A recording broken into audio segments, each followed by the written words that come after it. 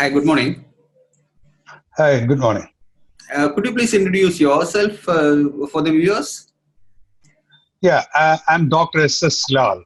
I'm based in Washington, D.C., USA. Uh, I'm, a, I'm an expert in infectious diseases.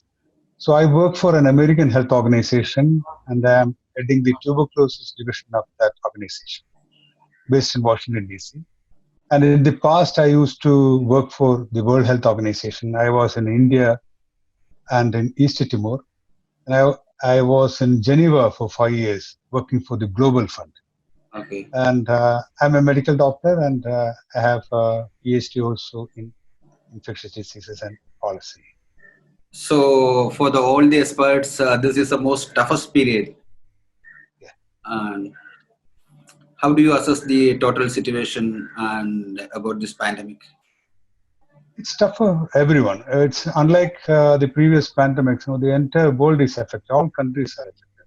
No place is spared.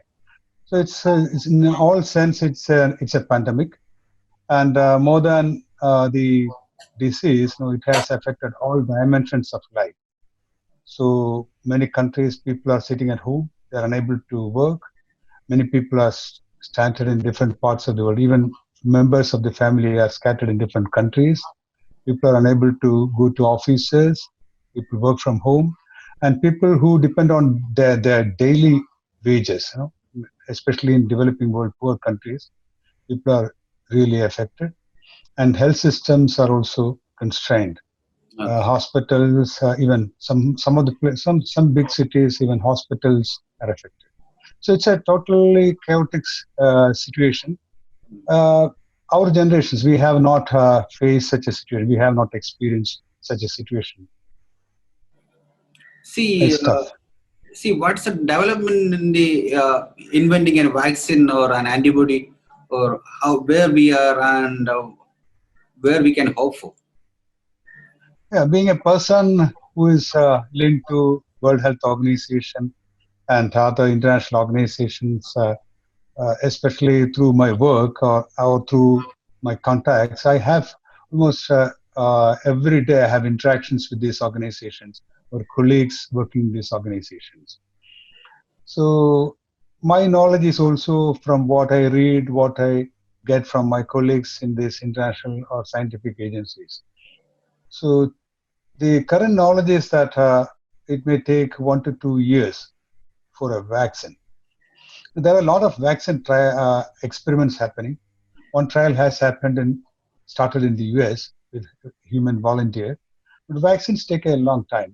There are different phases through which the vaccines have to undergo before it comes for public use. So it takes time. And so that's the situation. So there could be a vaccine, but it may take time. So I think some of the vaccine, the process are going on in Australia and Israel and US for the three nations. So most probably from where we can expect a vaccine? Any assessment? That's a difficult question to answer.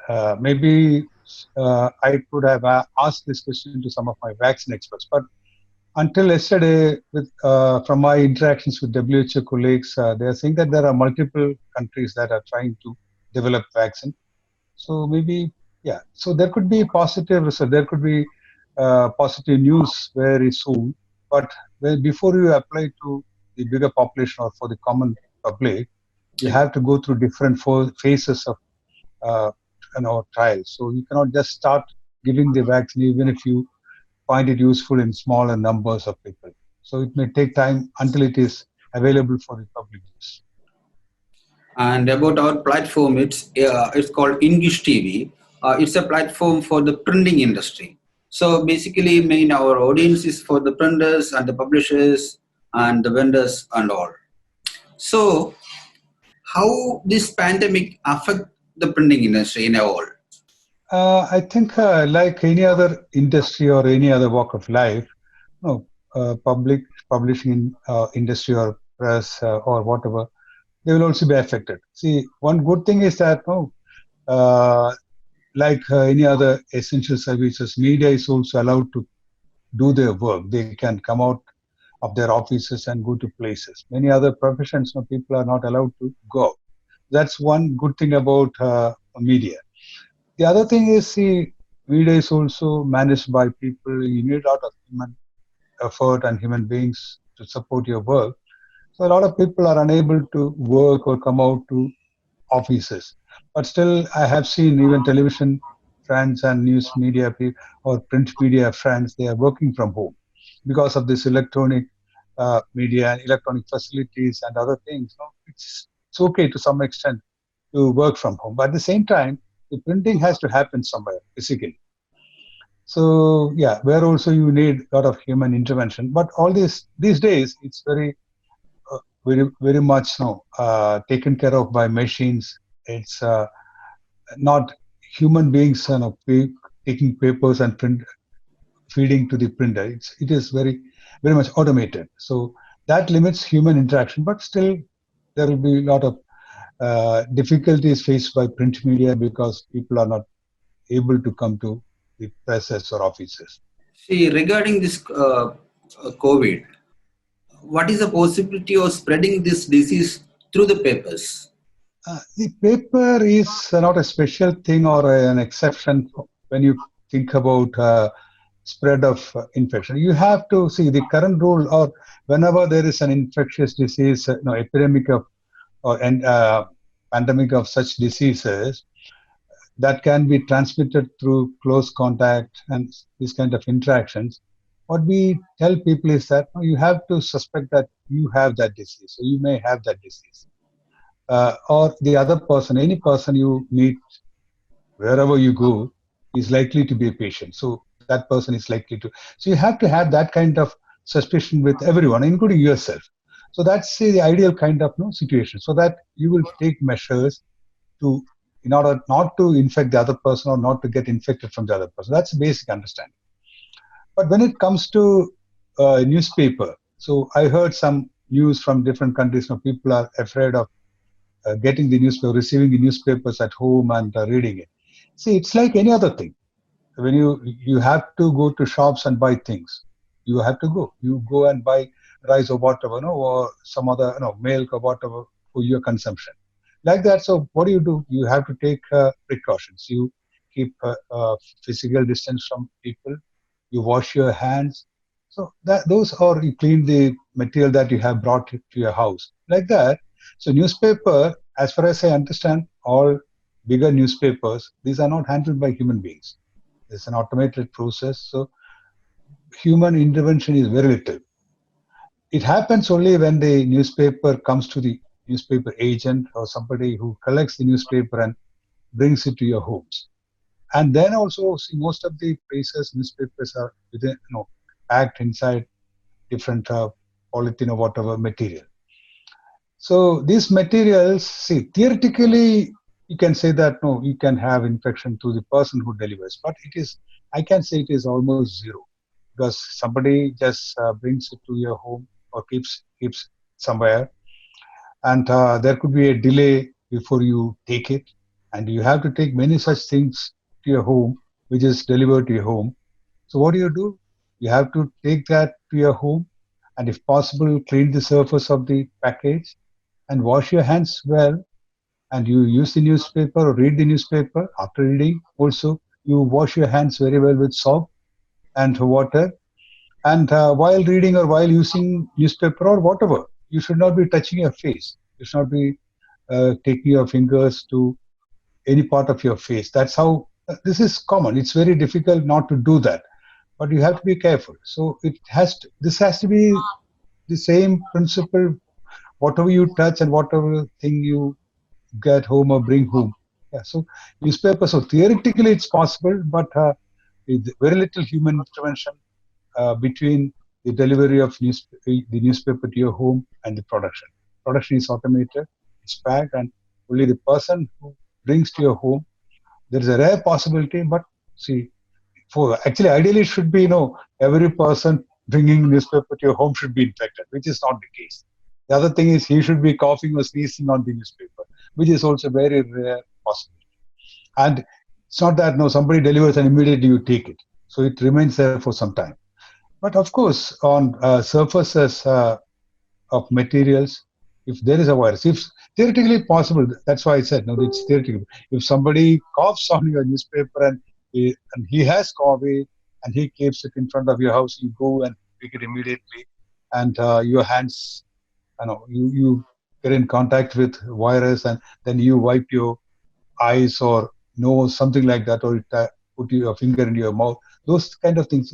So those are remote possibilities. I don't think reading a reading newspaper, bringing newspaper home and reading it is going to make you a COVID patient. It's a very, very rare possibility.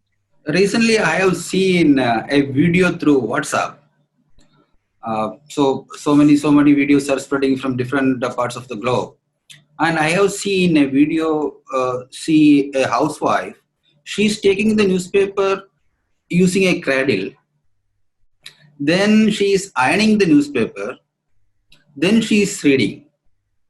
So I don't know whether it is funny or whether it is something useful. I don't know.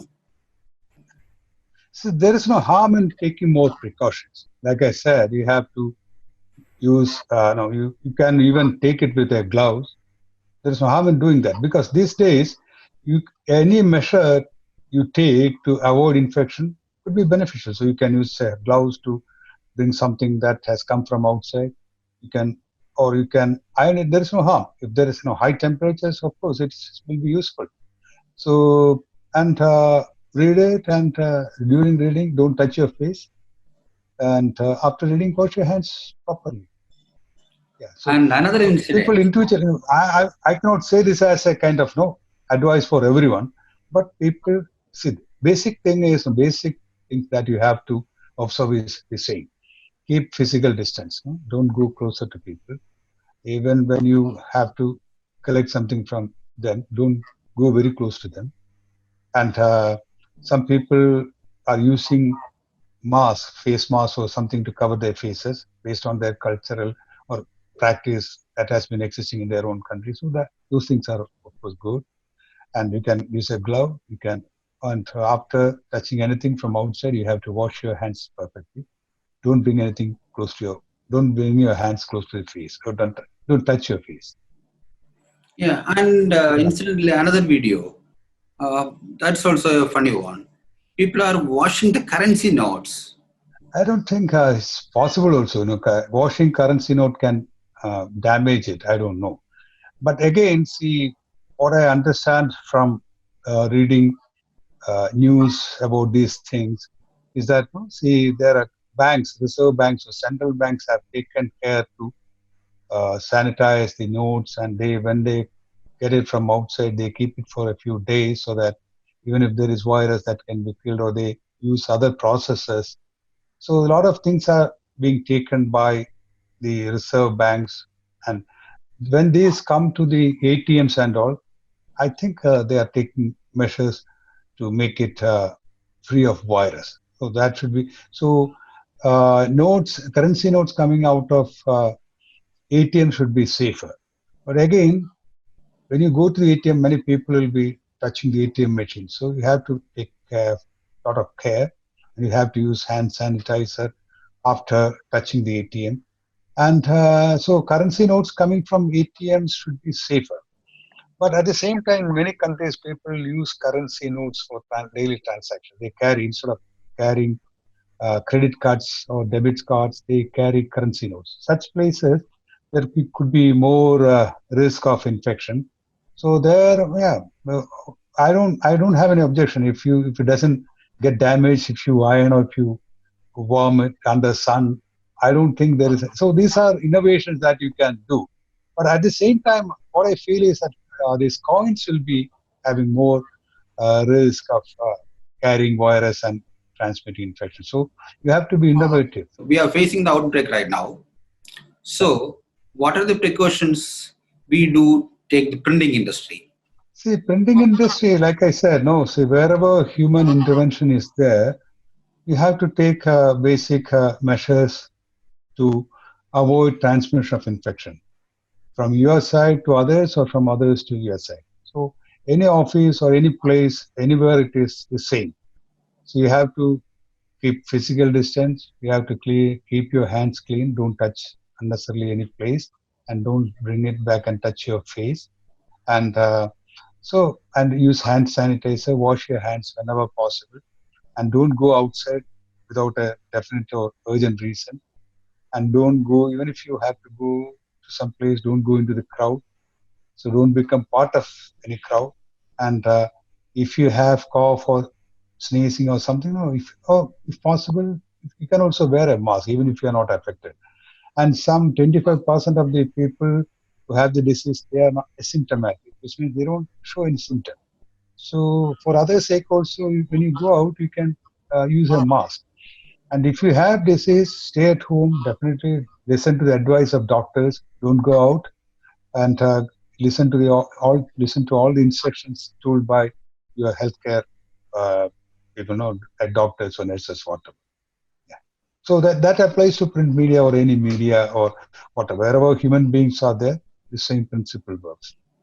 And there are areas like newspaper or television media or hospitals. All these places, they are exempted in many countries from complete lockdown, which means you have to work. So you have to take more care when you work, and yeah, not to give others infection and not to get infection from others. Thank you so much for your time. Thank And you. Thank you. yeah, we'll continue our discussion later also. Thank you so much. Yeah, yeah, we can. Thank you. Thank you for including me also. Thank you.